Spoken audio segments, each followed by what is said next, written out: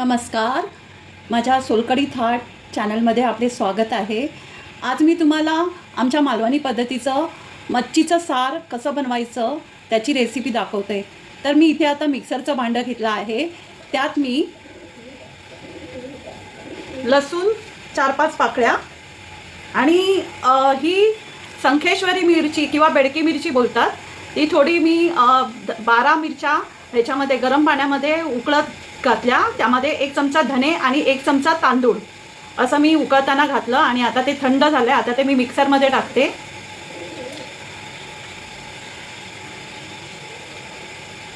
आणि हेच पाणी मिक्सरला वाटायला घेतलं तरी चालेल।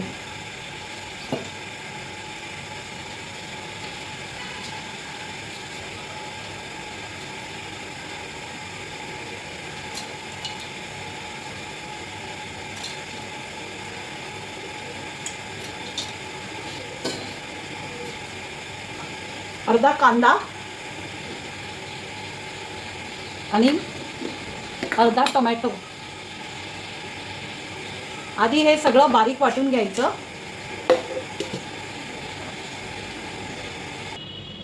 असं बारीक वाटून घेतलं की त्यात खोबरं टाकायचं। हे अर्धा वाटी खोबरं आहे, ओलं खोबरं, आणि ते पण एकत्रच वाटून बारीक वाटून घ्यायचं। हे अशा प्रकारे बारीक वाटून घेतलं आणि वाटताना मी गरम पाणी टाकलं होतं। अजून एक सांगायला विसरली, ह्याच्यात मी अर्धा चमचा हळद टाकली होती वाटताना, आणि गरम पाणी टाकून वाटलं तर ते बारीक वाटलं जातं गंधासारखं। असंच मच्छीच्या साराला लागतं वाटप। तर पुढची प्रोसेस दाखवते तुम्हाला। मच्छीचं सार बनवण्यासाठी मी गॅसवर कढई तापत ठेवली आहे। आता त्यामध्ये तेल टाकते।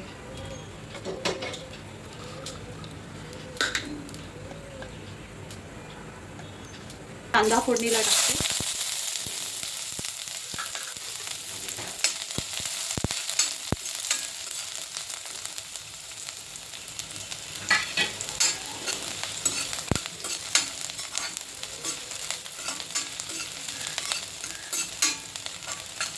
कांदा थोडासा परतल्यावर ते वाटलेलं वाटण टाकते।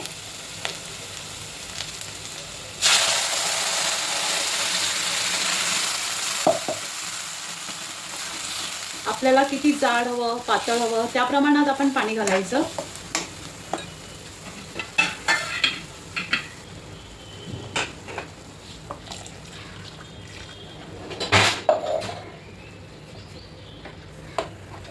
थोडेसे असे बुडबुडे यायला लागले की त्यामध्ये मासे सोडायचे।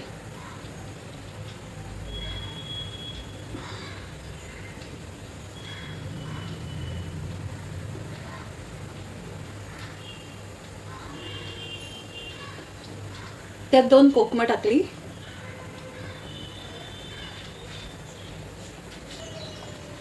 चवीप्रमाणे मीठ टाकायचं,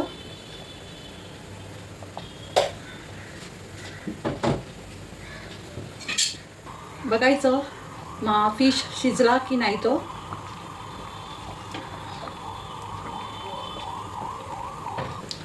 आता गॅस बंद करून, चांगली उकळी आली आहे, गॅस बंद करायचा आणि वरून कोथिंबीर शिवरायची। आपलं फिश करी माशाचं सार रेडी। आपलं मालवणी पद्धतीचं माशाचं सार मच्छी करी रेडी आहे खाण्यासाठी। तर माझ्या रेसिपी तुम्हाला आवडत असतील तर माझ्या चॅनलला लाईक, शेअर आणि सबस्क्राईब करायला विसरू नका। धन्यवाद।